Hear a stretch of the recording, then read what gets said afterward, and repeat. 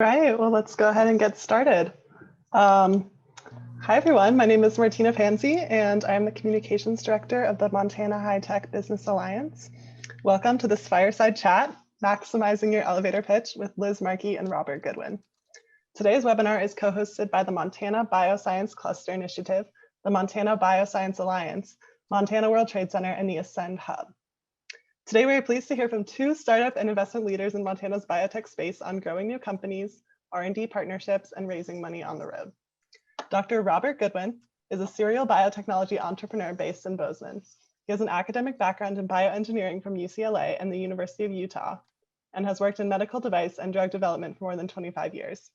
He is currently a co-founder and CEO of Bozeman-based Bibliomi. Robert, did I get that? Good. Therapeutics, a small molecule drug discovery company focused on new treatments for cancer. Liz Marchi is the head of community engagement at Whitefish-based venture firm Two Bear Capital.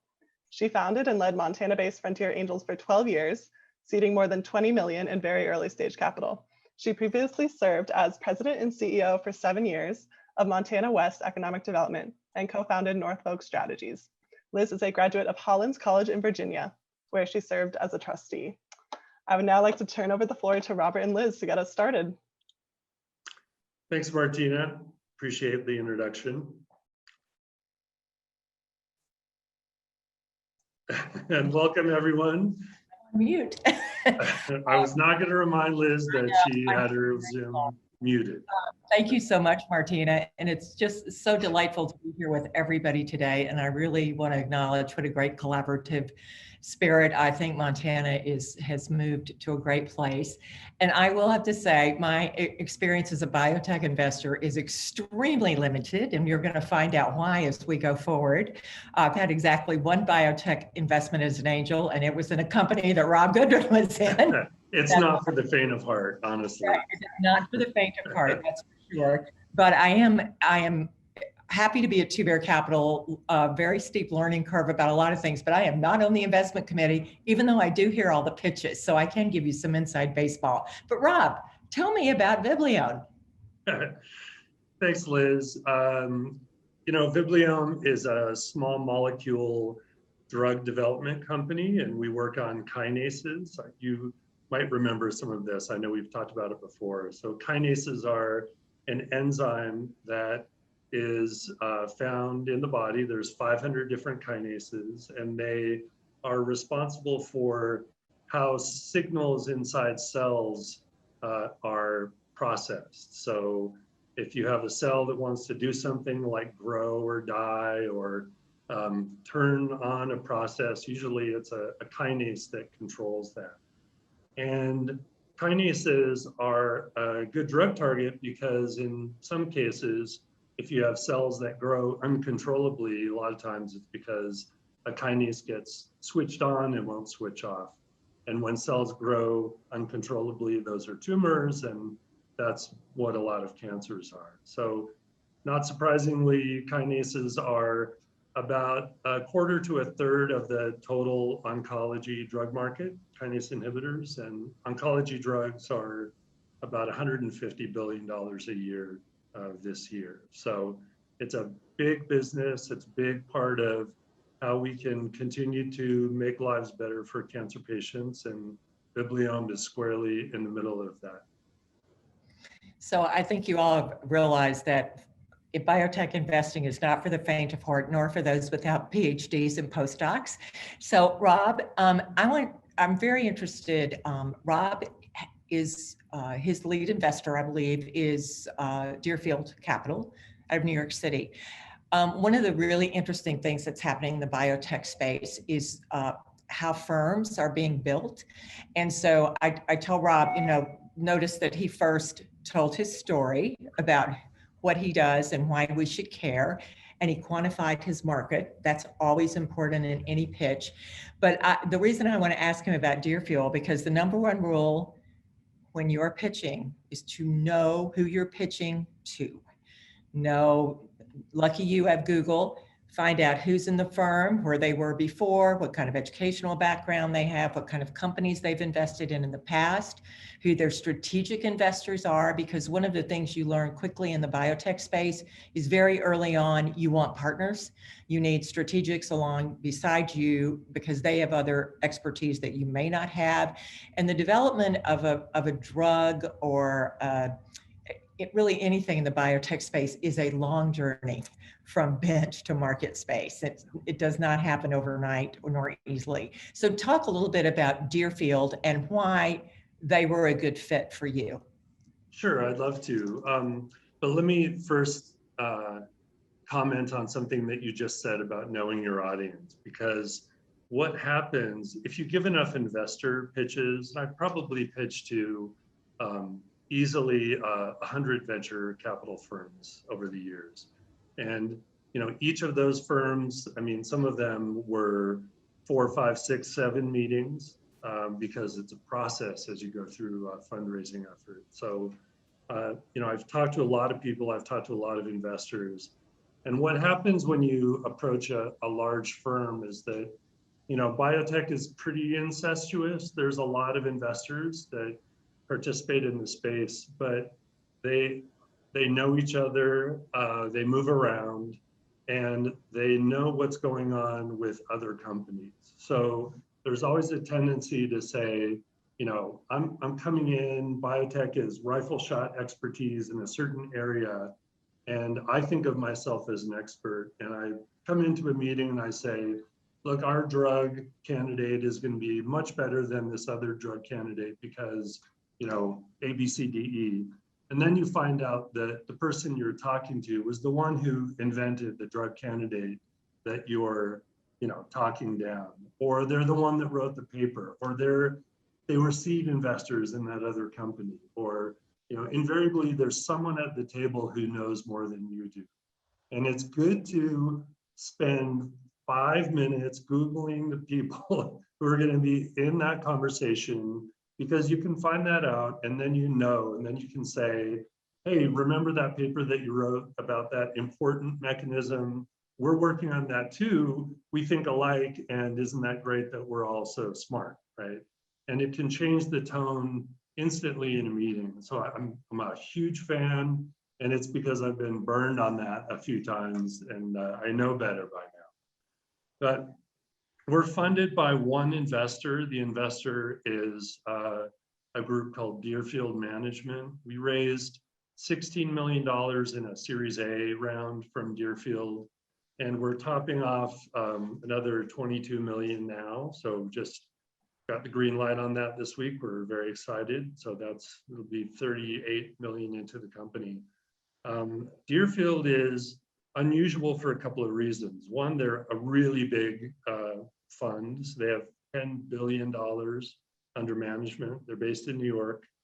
They invest only in healthcare, but they invest across the whole spectrum of the industry. They invest in big public company mergers and acquisitions and buyouts and maybe some activist takeovers. They also invest in traditional venture capital, companies like ours, and they invest in seed companies. They like to start companies. And then within the past, I'd say 3 or 4 years, they started investing heavily into academic research, which is very unusual. So what they'll do is they'll go to, let's say, a department in MIT that's doing a certain kind of gene therapy or something, looking at what the next generation of therapeutics is going to be. And they'll put in $100 million into a lab, and they'll set it up as if it were a company funding sponsored research. So then faculty can apply to this pot of money. It's filling a gap where NIH money is getting harder to get. And then that virtual company essentially has an option to license therapeutics that come out of that research. And so what Deerfield is doing is they're looking out down the road and they're saying, if we put $1 billion into academic research now, then in 5 years, we'll have a portfolio of new drugs. And then we need a place to translate those into something that, look more like the drugs that you would take into a clinical trial as opposed to observations out of academia. And so Deerfield just purchased a 15-story building in Midtown Manhattan called the Cure Building. And Liz, I know that you're familiar with that. It's a big incubator space. And what they're doing there is they have their investment offices there, but they also have floors of labs, or floors of labs are envisioned because it only opened 6 months ago. And there are some small treatment rooms, so you could run clinical trials. There's seminar rooms, they're having programming. It's a ecosystem where they can go from discoveries out of academia, translate those into things that look like drugs, form companies around them, and then fund them, and then invest them and take them public. So it's a whole soup to nuts kind of ecosystem. So it's a very fascinating time for biotech. And just a little bit about the Two Bear story and why Mike Gogan has decided to do this fund. We're actually in our second fund. It'll be about $250 million, starting kind of small for biotech. But we really like seed and Series A investing. Mike likes diamonds in the rough. So our first 5 hires were PhDs that were very well known in their certain areas: genetics, neurology, structural biology. And we have one associate, I think Avery has done several things with you, who started out in electrical engineering, but wound up in structural biology, but has worked at Becton Dickinson. We're not, we love the new platforms that are enabled by the intersection of biology and electrical engineering. It's hard, really hard, but it's really exciting to think about precision medicine. And frankly, COVID, nothing could have told us what the power of science could be until COVID came along. And so I think companies like Deerfield, Atlas, those firms, but I can't tell you enough how important it is, whether you're pitching a biotech company or a consumer product, to know your investor. But I think Rob's point is very well taken. And one of the competitive advantages that we've already found is that Mike went out and hired probably some of the top people in their fields. We have a woman from Illumina who actually took their newest sequencer all through the market, and she was head of global strategy for them. So her business acumen in the biotech space is excellent and extremely connected world, very, very connected world. And I loved when you were telling me about Biblione, you quantified the problem. Yes, that was my elevator pitch, as you might have noticed, right? So you have to, first of all, know your audience. And he started off by telling us what he does and why kinesis matters and why these molecules matter. So you've got to explain your problem, even if it's a scientist. You need to say, this is my problem, quantify your problem. And then this is really important. Why are you better? Why is what you're doing better and different? Because you better know everything else out there that's in your wheelhouse. Yeah, I think that's really important, Liz. And, there are a lot of different kinds of investor meetings.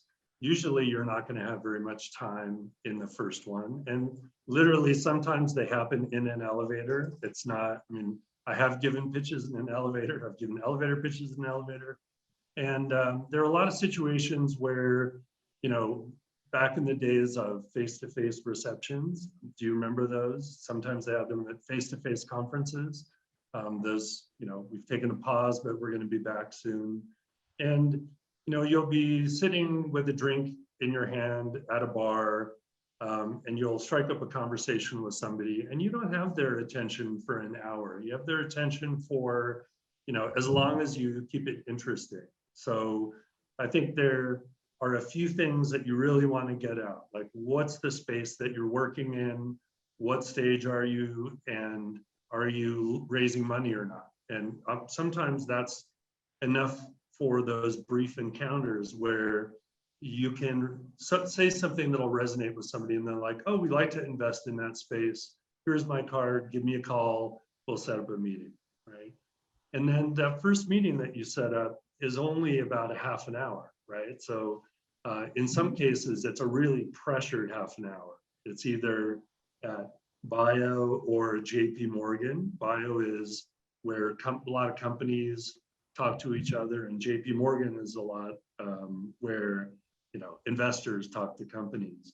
And there are these insane schedules of first thing in the morning to late at night, half an hour meeting slots that are back to back with people running in between. So half an hour turns into 20 minutes. So then the question is, what can you convey in 20 minutes that is important enough to keep the conversation going? And it's just really, really important, I think, for people to look at those meetings as, your goal in that meeting is to get to the next meeting. The person who you're talking to isn't making the decisions, whether they're at a company you want to partner with or whether they're an investor.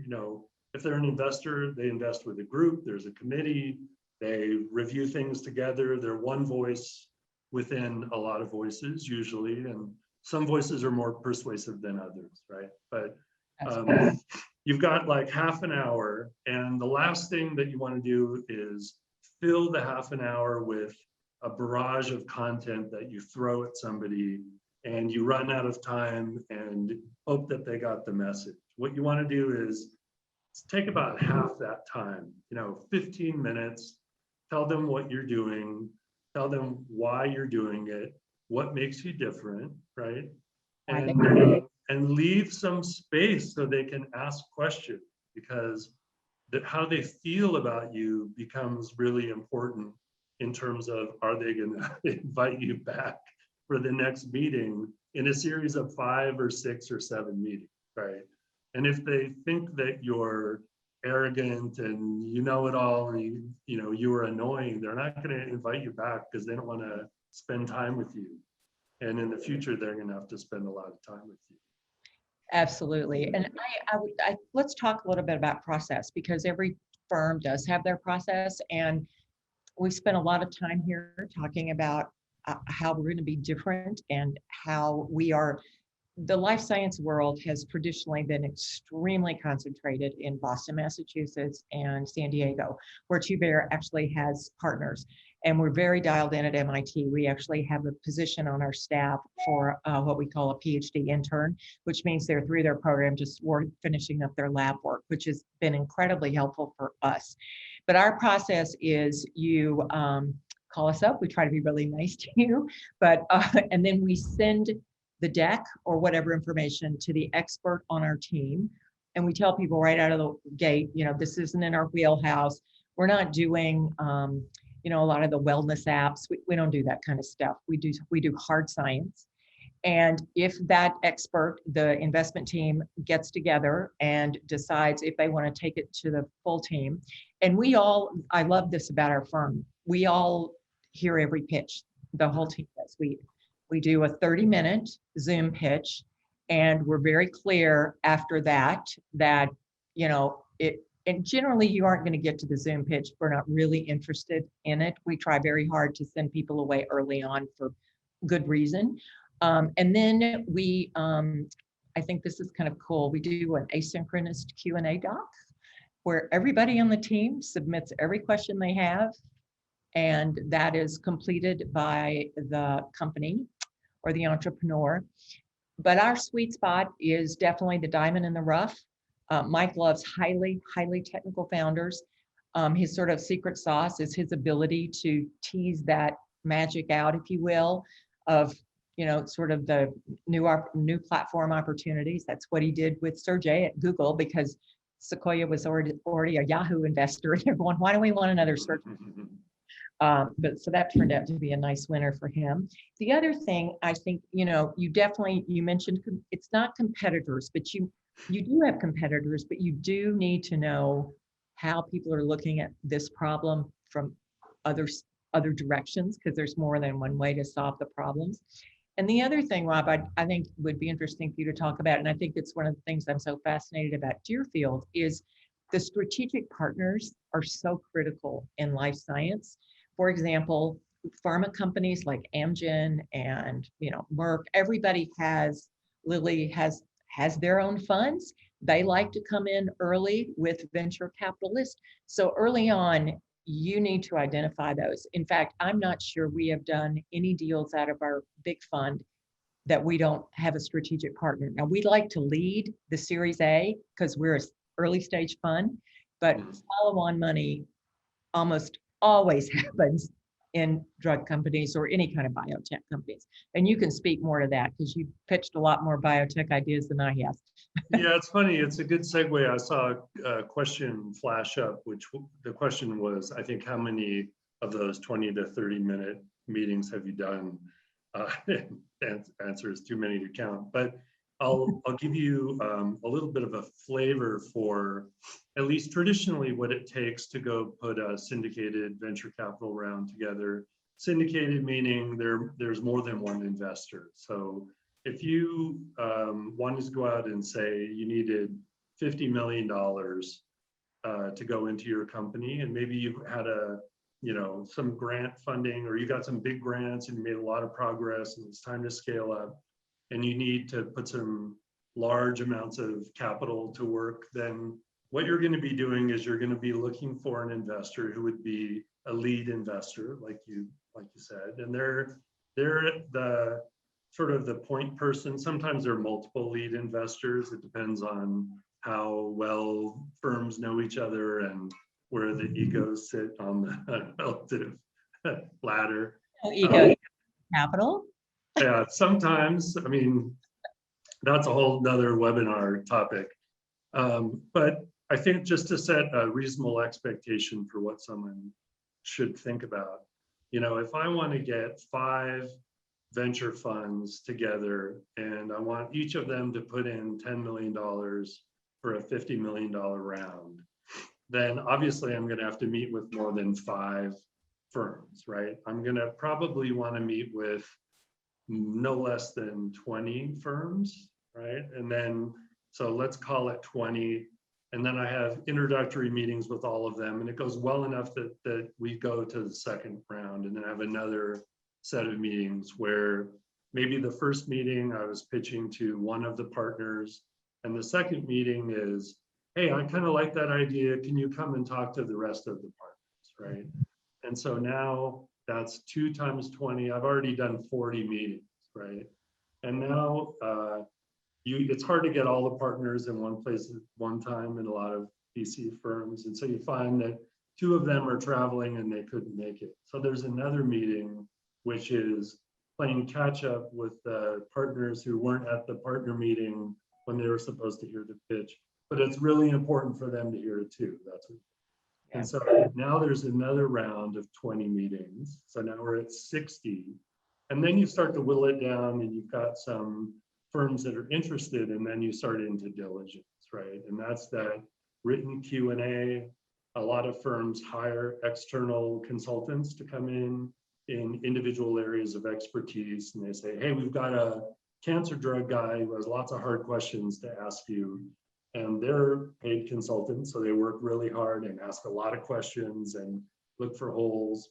And that takes a couple of meetings to get through, times maybe 6, 7 firms. And so by the time you get to a yes, we want to do it, we're in, it's not unusual to have gone through 60, 80, 90 meetings. And you get really good at it because since you're saying the same thing in every meeting, but you're responding to questions, and I mean, it's just a long process traditionally, right? Our experience in working with Deerfield was quite different. We had a very early stage idea for a platform technology with some initial data that looked interesting. And the question was, we think we can apply this to cancer drug development, and we would like some seed money in order to flesh out this idea and figure out where it can go. And that traditional pitch of saying, hey, we've got 3 things and we're going to take them into the clinic and we're going to show that, they help patients by showing positive phase 2 data, and then we'll sell the company, we'll all make, 10-fold our investment. It didn't fit as well. And actually, My co-founder was a career medicinal chemist in pharma, and he was more of the professorial type.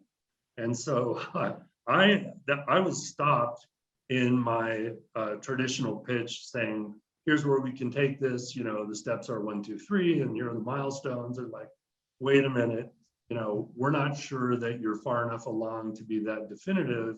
Let's just talk about the idea a little bit more.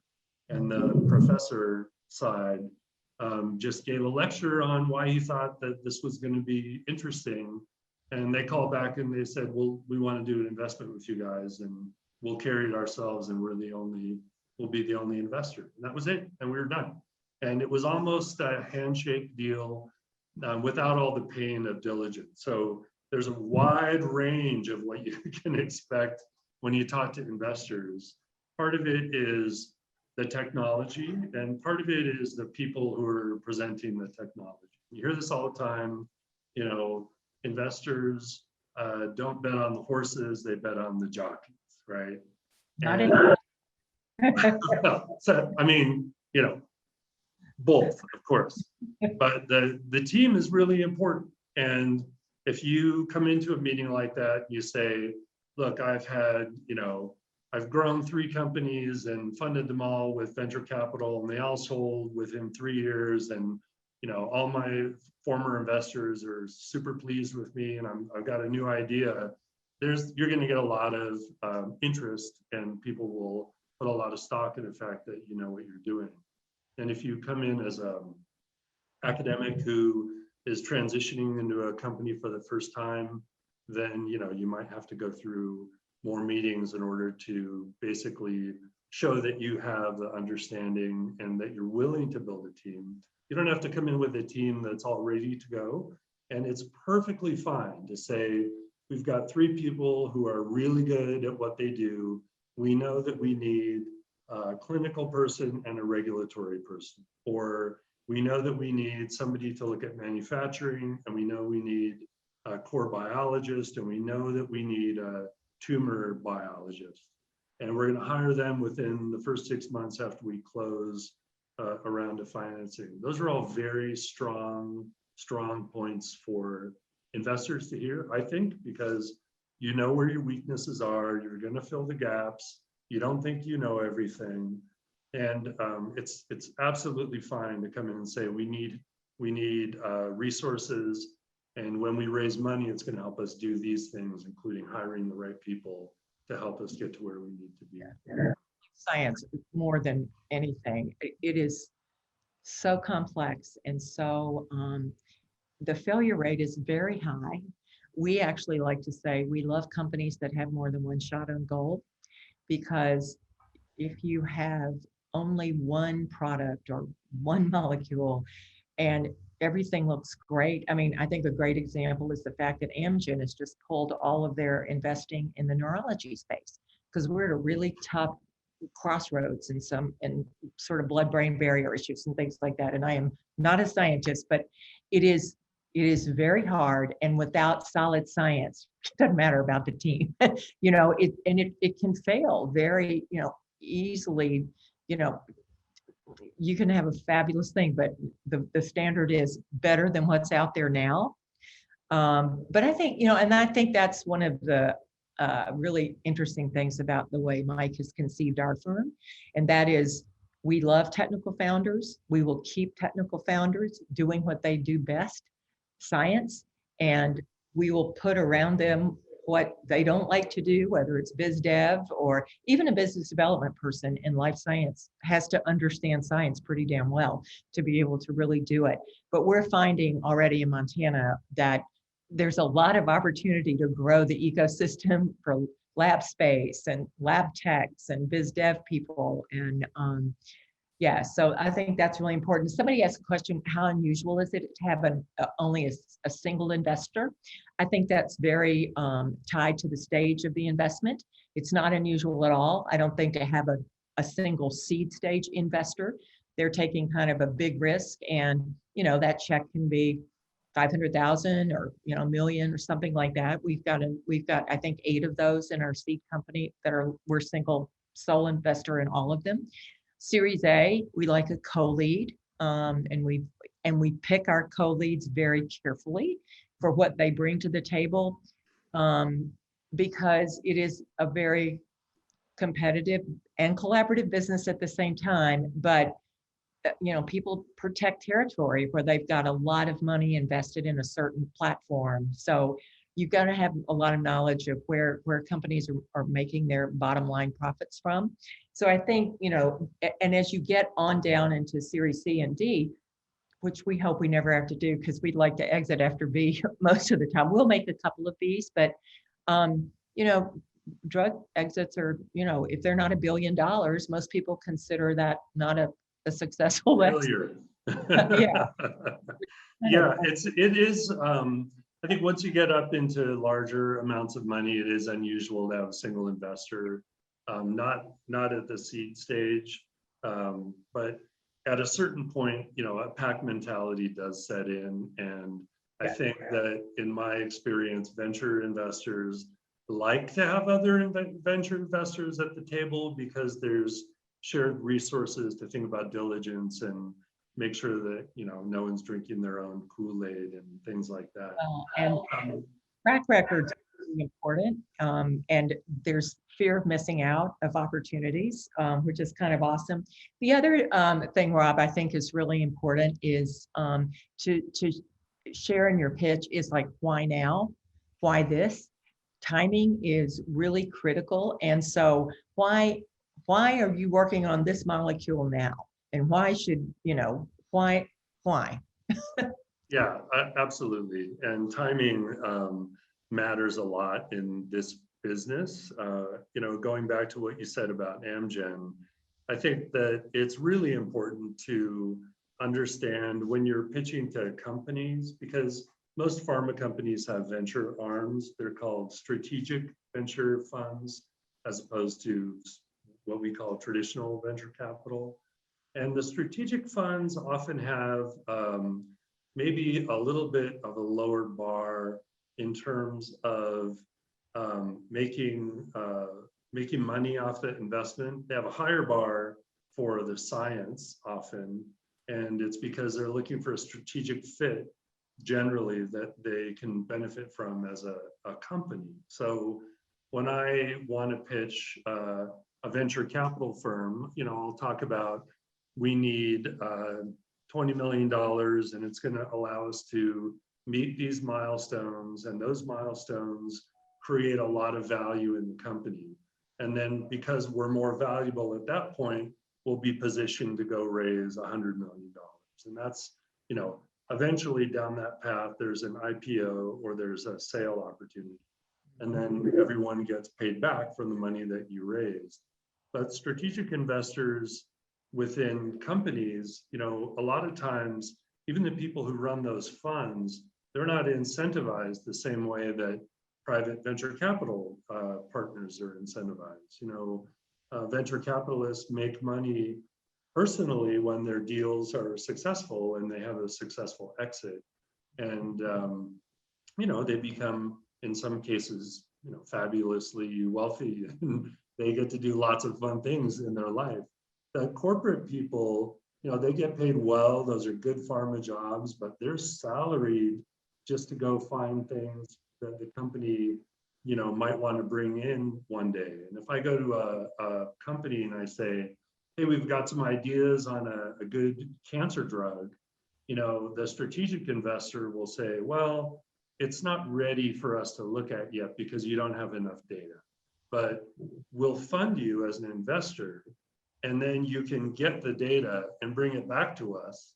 And then we'll have the data that we need in order to make a decision. So it's good for us because we want to look at the data and we want to enable you to get the data. So it becomes very technical, data oriented, and less about the profits in selling the company. Absolutely. And one of the things that, I'm in a pretty steep learning curve about the ecosystem, but it's been very interesting. We have two companies that have investments from like the Alzheimer's Foundation or the Foundation. And we actually have a number of family offices that have contacted us because they have as we do, Mike really considered, he was going to spend the rest of his life as a philanthropist, but it didn't move the needle like the process of rigid. I mean, if in health and wellness, if everything you're doing is making lives better, then let's do it, right? Let's do it on the merits of the science and how big an impact we can have. But there are many foundations and family offices that have strategic interest in solving certain problems, particularly I have found in the rare disease space where for sure. Small, yeah.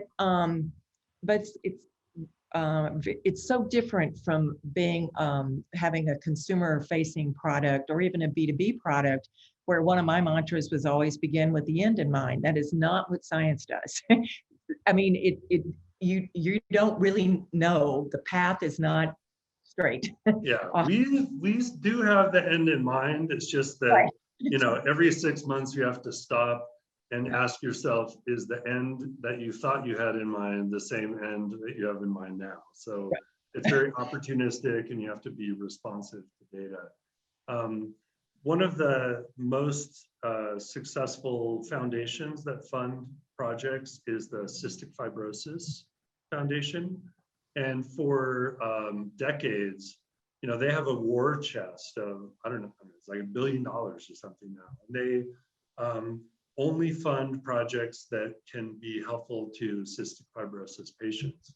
And they're actually looking far ahead, not so much for things like palliative care. They're funding gene therapy and the next generation of therapeutics to look for cures. And a lot of disease associations have that ability, but they all handle it kind of a different way. Some want a royalty, some want a payback in the long-term loan, and I mean, they each have their own flavor. But if you're working in that disease area, that's low-hanging fruit to raise money. And what is the things is, we take advantage of undiluted capital, which is money paid in through NIH, National Science Foundations, Cystic Fibrosis Foundation. But that's also very different. We, as a firm, read a book a month as a group and discuss it. And we just finished the Great American Drug Deal. And I think anyone who has not read that and is in any kind of biology or biotech space would find it most interesting. We do think it has a little bit of a point of view, but we're at a point now where pharma has primarily been putting things in sick people's bodies, but we're rapidly going to become to the point, because of CRISPR, that we're going to be doing things to well people's body. In fact, one of our companies that we just actually had a press release yesterday on a new patent filing uses artificial intelligence and algorithms. They were hedge fund people in New York, but they're very purpose driven, and they found out everyone in their family had a chronic kidney care problem. And they said, geez, wouldn't it be nice if we had known that much earlier? So they have built an algorithm and have proved that you can say, well, first of all, there's a financial incentive, because now they've capped the spend on dialysis at $1 million, which can happen pretty quickly. And dialysis is not a good solution. You're done when you go to dialysis. But they're able to intervene very early in predicting who's going to get kidney care way before they get to that, get chronic kidney disease, which is really debilitating. But diabetes, I think there's going to be some revolutionary changes in the way we treat and look at diabetes as we go down the road. Yeah, it's interesting. In the industry, if you were to turn the clock back, 15 years, you would find that most companies weren't interested in niche indications for small patient populations, because drug development is really expensive and it takes a long time, and there had to be flip side where you could sell the drug and recover the cost to develop it.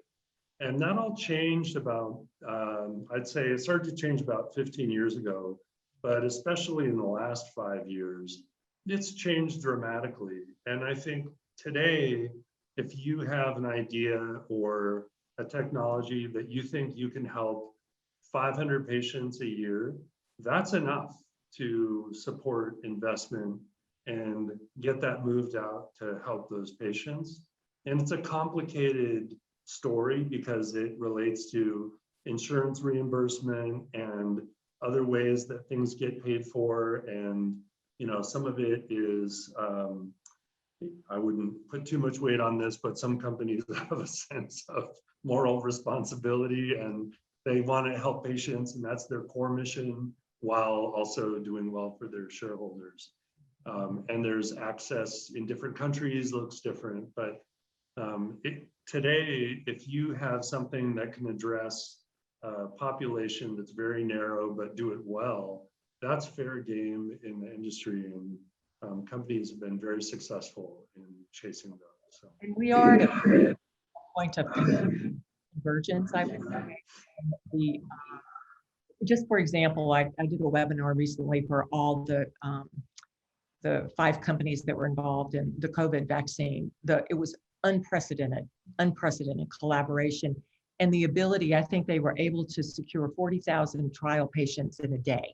So technology has enabled not just science, but so many other ways to, you know, do drug trials, to analyze data. That's one of the areas we're particularly interested in is bioinformatics and the way that researchers can collaborate.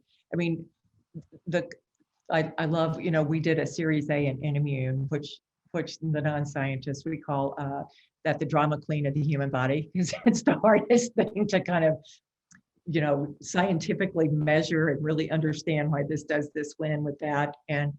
But the complexity of analysis that we're now allowed to do.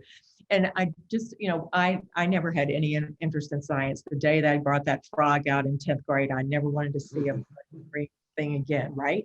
But what is so fascinating today is just the technology, the ability to collaborate, but how much science builds on generations. I mean, people spend their entire life working on a molecule.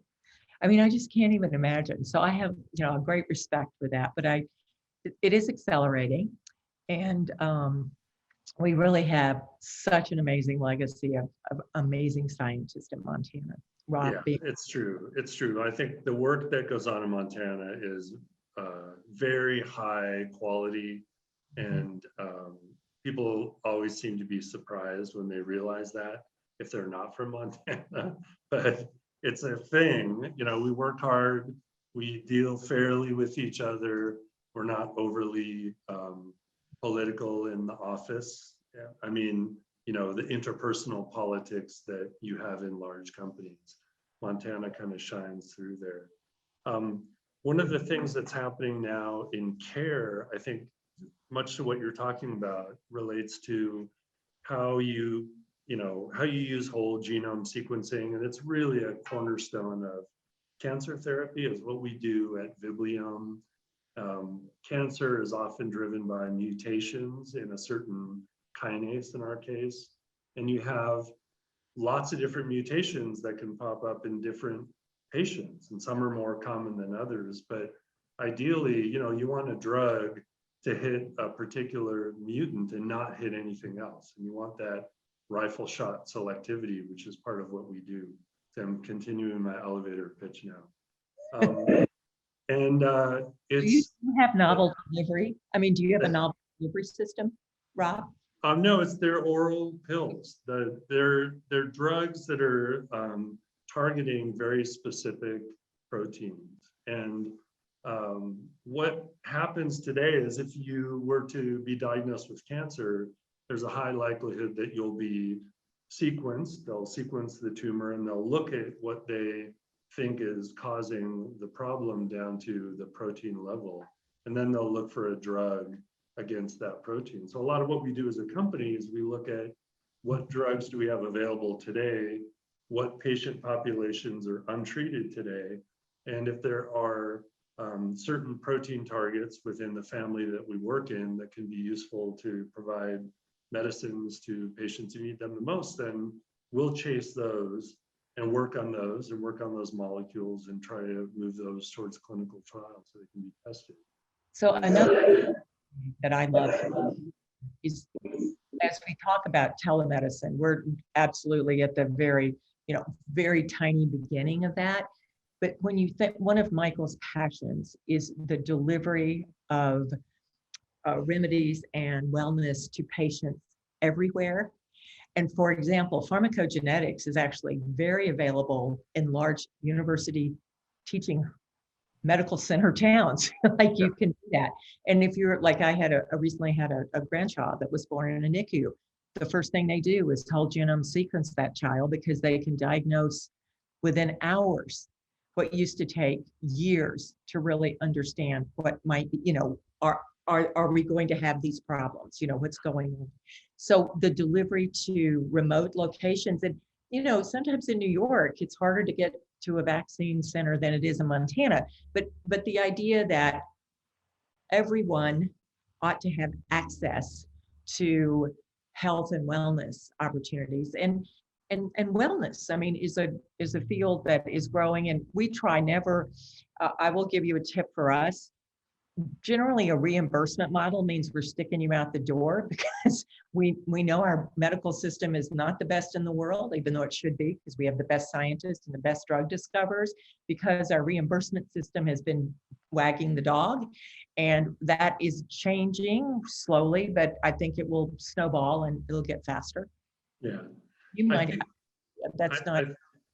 It's absolutely true. I think those are all very fundable ideas these days as well for those who have interest in healthcare delivery and platforms for how information is moved around. That's definitely an interesting area. I want to pull us back to the topic of the elevator pitch for a minute as well. And I think there's a couple of important things that people should think about. I think that if you have a company or you're starting a company, it's good to have a mission statement. And if you don't have one, gather your team around you or your dog and your cat and talk to them and, think about how you can articulate in one sentence what it is that you do and just engrave that in your brain so that when you bump into somebody and they say, well, what's Viblium do? Then you could say, oh, we do small molecule kinase inhibitors for oncology and other indications. I mean, just have that ingrained in your head. That's really helpful. And I think that sometimes you have a series of kind of bullet points that are important, like things that you really want to get across, little short, concise things. And you find that when you're doing an interview or you're having a meeting with someone, you have an opportunity to slip those into the conversation. And it could be that, did you know that kinases are a third of the $150 billion oncology market? If that's something that you really want to get across, then know that you want to get it across so you can find a time to stick it in, or you can pivot in a conversation and bring that up, even though that's not the question someone asks. They can ask, how does COVID impact your workplace? And you could say, well, we've all been very safe, but it's because we're passionate about working on small molecule inhibitors for type 2 kinases. I mean, there's a lot of ways to get that message across. And a lot of times where that comes up is with media and media interviews. And I think my number one piece of advice to people is if you have a television reporter who wants to come and interview you, that's always good. That's always a good thing. Look at it as an opportunity, even if you are very shy and introverted. But what the reporter wants is something that they can use and put on TV or in another medium. And they want to make it good and they want to get it right. And a lot of times you're kind of nervous when you're in that interview setting. And when somebody asks you a question, and you get halfway through the answer and you kind of flub a little bit and the words get jumbled, which happens to me all the time, then it's perfectly fine to say, you know what, let's pause for a minute. Let's try that again. And that's not a problem at all. That's what the reporter on the other end wants, actually. And then you get to have another shot at it. And sometimes you could do it 3 times. It doesn't matter because, they're on digital tape, which is free. Right, or on solid state media. And They just they want you to articulate something clearly that they can put on the air so that people can understand what you're doing and why it's important. So you get a lot of do-overs, but you only get them if you ask for them, right? Absolutely. And our mission statement is we invest in technical founders who will deliver dramatically better solutions for health and wellness. That's our elevator pitch. And someone asked a question about how can you best communicate you truly have something novel, no competition. I wouldn't look at it as no competition. I would look at it as this is the state of the art. This is, this is Advil, and this is what we do now. And this is why what I have is light years better. It's not toxic. People have better results, whatever it is. So it's not really non-competitive, but in the drug world, and Rob knows this in spades, you have to be better than to get through approval processes. You can have spectacular results, but they've got to be plus from what's there now. Yeah, so from the FDA's perspective, you have to be non-inferior, which is different than better than, just like that's where you need to be. But one of the secrets in drug development and the drug kind of markets is, most of the time a drug is launched and then a few other drugs are launched after that have basically the same mechanism of action. Right. And the drug that makes the most money in the end, or you can translate that to the drug that treats the most patients and treats the most patients well, because those are the drugs that outperform other drugs. They're never the first drug to the market. They're always the second or third drug to the market. And the reason is, the first company out has to build the market and educate people, and they spend a lot of money and all that. But also they prove that it can work. And then the second drug that comes in behind them shows a way to make it better. And it could be, you can inject it yourself at home instead of going into the doctor to get an injection, or, route of delivery, side effects, all these things can be approved on when you have a standard that you can measure up against and say, yeah, we can make a drug that's even better than the one that's already working. And those are the drugs that usually do better in the market. It's a very funny. Yeah. And just, I would say one other point on that, we're working on a project right now that is against a family of targets that are really important in melanoma, colorectal cancer, and lung cancer. And there's a first generation of drugs that are already out there and have been out there for 6 or 7 years. And there are 4 of those, same mechanism of action. And there's a second wave coming in clinical development now, where there are 7 or 8 companies working on the same idea for a better version of that drug. And we're one of those. So very crowded. It's novel in that we think we can do a better job and come up with a best-in-class drug. But we're not blazing the trail out in front with something brand new. We're making things better so the patient can have a better experience and live longer and get well and hopefully get cured in some cases. And another I think about wasn't on my radar screen. Physicians, the way our system is set up now, there are many, many, many novel trials going on that people can get into, but that's not a doctor's job to know that Rob is working on a better colorectal, drug now. And so there's all of this, information systems that we don't have built or access points. And I know people that are doing trials that are costing them $20,000 a month because they can. And so there's a lot of new opportunity, I think, there for like non-scientists to come up with much better ways to deliver and access healthcare. So Rob, give me your timeline.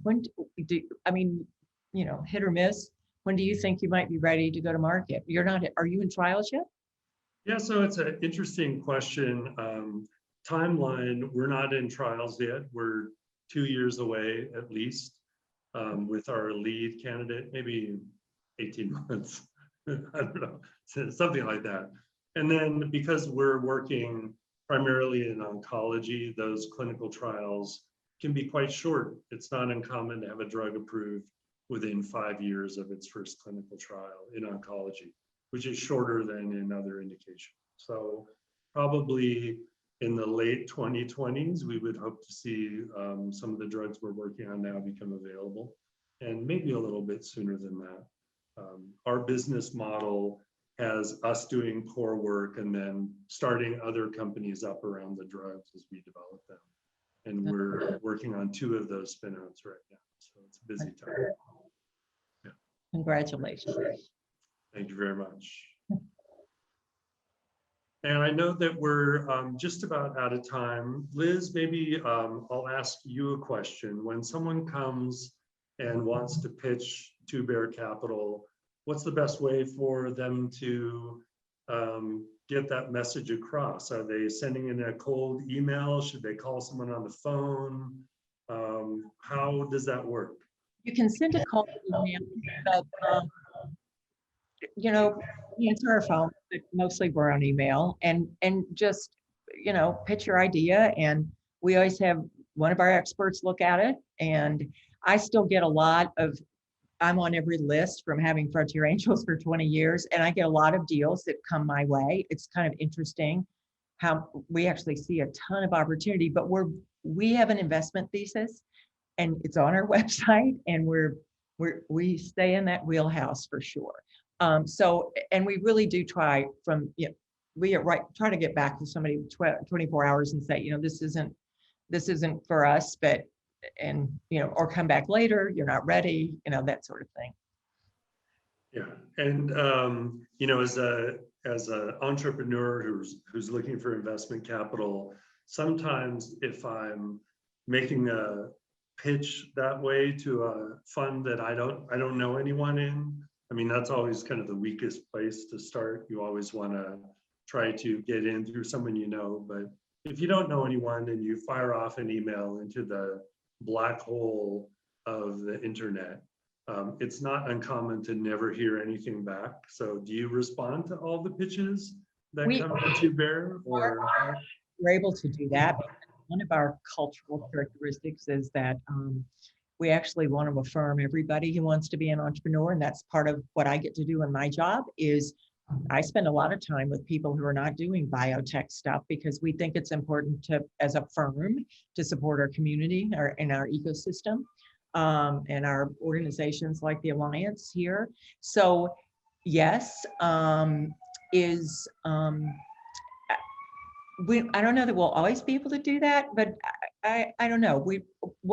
That's really our differentiator, is that we try really hard to be science forward and scientists as opposed to VCs. That was his first thing to do. And I do see one question is, are there differences between a pitch for life science, for a biotech, and for what I see like in an ag space? Yes, absolutely, because human beings can die if you screw up, and plants will be okay. So there's just an innate difference when you are dealing with human biology.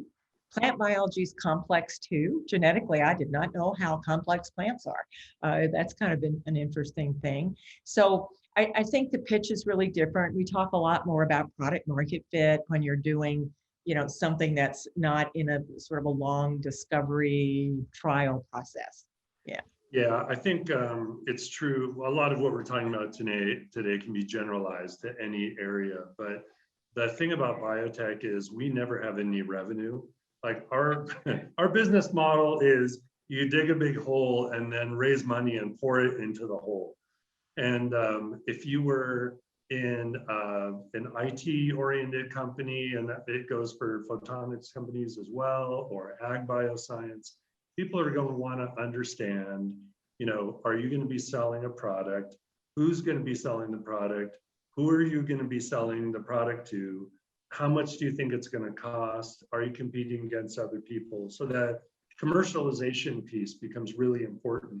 And in some types of businesses, those can happen really fast too. You know, you could have a seed stock for an ag application or a wheat strain that can be, you know, going in the ground next year, and you can be selling it 6 months from now. Or, you know, you can be an app developer and you can have an app launched and for sale on the App Store in 9 months. So I think depending on your business, what's important is still going to be how much money do you need, what are you going to do with it, and how long is it going to take? And then at that point, are you going to be worth more than when we put the money in? You have to be able to answer those questions. No customers. Than it is in other businesses, because we always say, you know, customers first and product market fit, and it's just it's really a very different lens for sure. Yeah. Well, I know we're just about up on our time, and I'll save you, Martina, from having to come in and cut us off, because obviously we could do this for another 2 hours. But thanks, Liz. It's been great to talk to you, and it's a good conversation. I hope it was helpful to people who are listening in on the other end. And thanks to all the participating organizations that sponsored this talk. Yeah, that was phenomenal. Thank you so much, Rob and Liz. And also thank you to the Montana Bioscience Cluster Initiative, the Montana Bioscience Alliance, the Montana World Trade Center, and the Ascend Hub for partnering with us for this phenomenal event. Also, if any folks on the call would like to practice your own pitch, the Montana Bioscience Cluster Initiative is inviting bioscience companies and entrepreneurs to practice a 5-minute pitch on their monthly calls to prepare for partnering events and meetings, just like the upcoming Bio Digital Conference. So this participation will give you an opportunity for feedback, mentoring from established CEOs, and allow cluster partners to improve messaging and the world by learning about how Montana's strengths in the bioscience industry. So those partners include the Montana Technology Enterprise Center, Montana World Trade Center, Montana Bioscience Alliance, University of Montana, Missoula Economic Partnership, and Swan Valley Medical. And so that will be on the monthly Bioscience Cluster Initiative calls. And thanks, Hallie, for putting that survey link in the chat. We can also send out that information in the next few days to all of you who registered. And then you can find the full schedule of the events the Alliance is hosting at mthightech.org/webinars. Thank you so much, everyone. Great, thanks. Have a good night. Good to see everybody. Bye.